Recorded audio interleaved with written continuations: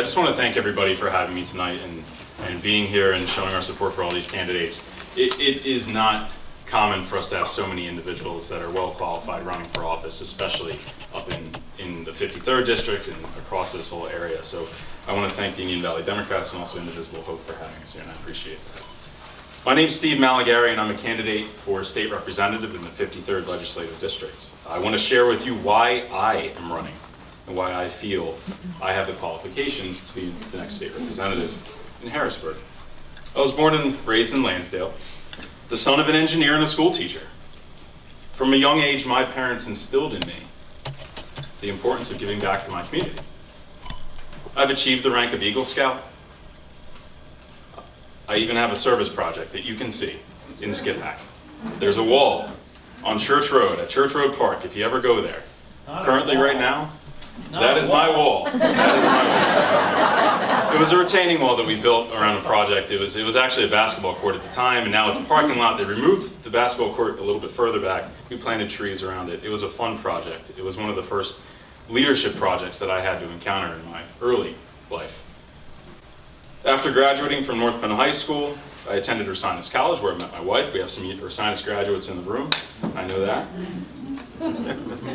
After graduating, I returned back to Lansdale, and that's where I wanted to start my family and get back to my community that has given me so much. I have the honor of serving on Borough Council for the past 7 years in Lansdale. I served with Leon. I'm proud of the work that we have done for the residents of Lansdale. I'm also fortunate to serve on the Montgomery County Transportation Authority. That's a commissioner-appointed position. The commissioners at the time that appointed me, and our chair is in this room somewhere, were Josh Shapiro and Leslie Richards. Josh Shapiro is now our Attorney General, and Leslie Richards is our Secretary of Transportation. Getting a large infrastructure project, and basically that authority, we work hard to improve our roads and bridges right now. And any infrastructure project that we work on is very vital to the county. And it's very tough because we have to work with the state, we have to work with the county, we have to work with local governments in order to get these things accomplished. And to execute those projects, we need to make sure that we produce results. We need to make sure that those results pay dividends to the residents as well. In Telmenson, I just drove over a bridge earlier today that we actually had to work on for right-of-way easements. And seeing these projects in the Lafayette Street Connector in Norristown, if anybody's familiar with that project, right now it's not yet open. We're in phase 2, but it will be open soon. And that was a very big project that we had to work on with PennDOT and work on with the local municipality and work on with the county. It was a great project. It was fun. And there aren't many other places, though, that you get to do this kind of work, and I'm really happy I've been able to do it. We've also worked on SEPTA and public transportation initiatives to expand services to our citizens and also to our seniors. There aren't many other places where you're going to get the experience of what it takes to build infrastructure than being on a county board where the budget does meet the road. I've run 2 successful campaigns for Lansdale Borough Council. My first election was 10 days before my wedding. So I know how to handle the balance of work, life, and campaigning. I know this because she still said yes. She still decided to marry me. My wife Rachel is a social worker. I love her dearly. She's an advocate. She's an active Democrat. She used to be the chair of the Young Democrats, Montgomery County Young Democrats, if anybody remembers that. And our current chair is in here now. And she's also my biggest supporter. I'm lucky she has been by my side as we've taken this journey. Our campaign has been working hard since the beginning. We've knocked over 5,000 doors across the district, raised just under $30,000 in 3 months. But I can't do this alone. I couldn't have done this without the help of my family, friends, volunteers, committee people who have been supportive this whole campaign. Wherever we go, the response is clear. Democrats are fired up and ready to win in November. They want to. They want a candidate that has the experience, energy, and will to campaign hard. They want a Democrat that can win.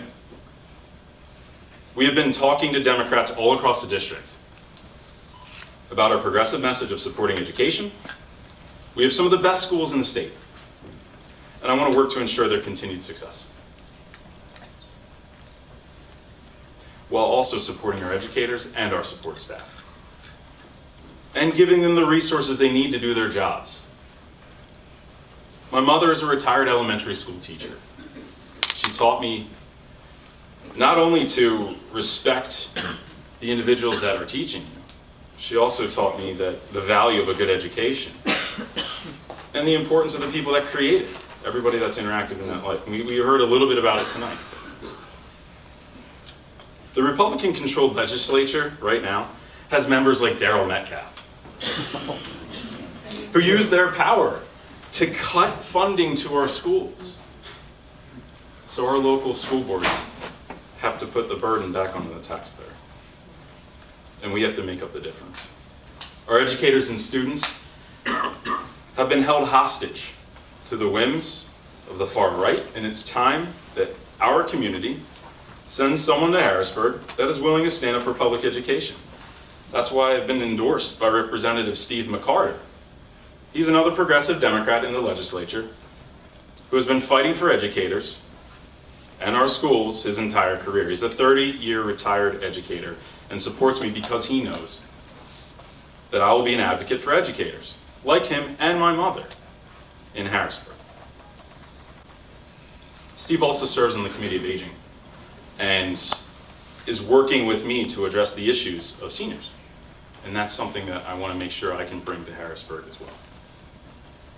In addition to a good education, people need to be able to earn a fair and livable wage. As the grandchild of a union coal miner, my grandfather was a coal miner, he worked with dirty coal, not clean coal, as we learned tonight. And I'm a child of a union educator. I'm proud to continue the tradition of being a card-carrying member of the union myself. I'm honored to have the endorsement of my union, the Teamsters, and also Joint Council 53.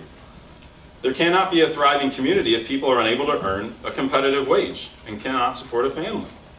Republicans have been supporting right-to-work legislation and other means to stop people from unionizing because they know that when workers organize, Republicans lose elections. And that's true. In Harrisburg, I will advocate for the middle class by being a voice to the supporters of the middle class values, including raising the minimum wage to $15 an hour. We need it. I'm sure you're all aware that Republicans have recently tried again to attack women's rights, to having control of their own body.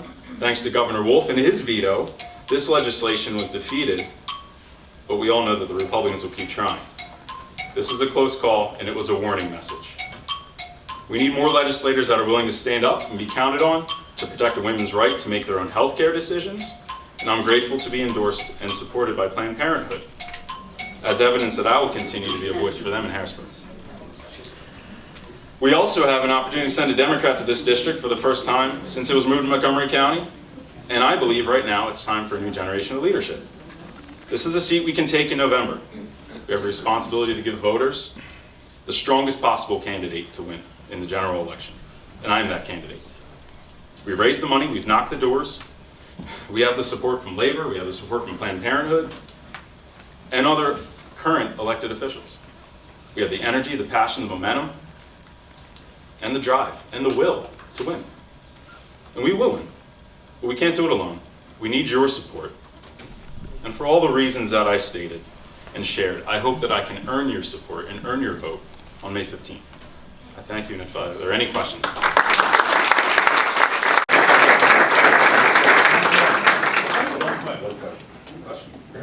Yes, ma'am. Gotta use the mic. I can talk pretty loud, but I'll use the mic.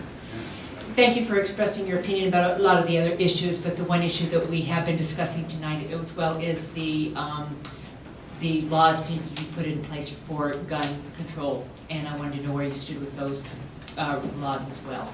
Well, I am a gun owner. I don't own ammunition for my gun, so it's really just a piece that was passed down in the family. As it was. It was from an uncle of mine who was an avid hunter. It was, and I actually have two. One from him and one from my father. One's a double barrel shotgun, Spanish made, beautiful engraving, all sorts. And the other one is a single barrel 20 gauge shotgun as well. Both of them were used for hunting. I don't use them at all, but they were given to me from a family member. To answer your question though, so gun laws. We need common sense gun legislation. We need to, I believe there should be an age to purchase, 21 maybe. I think we should also have some restrictions on how long you wait until you purchase a gun, from when you purchase it to when you receive it.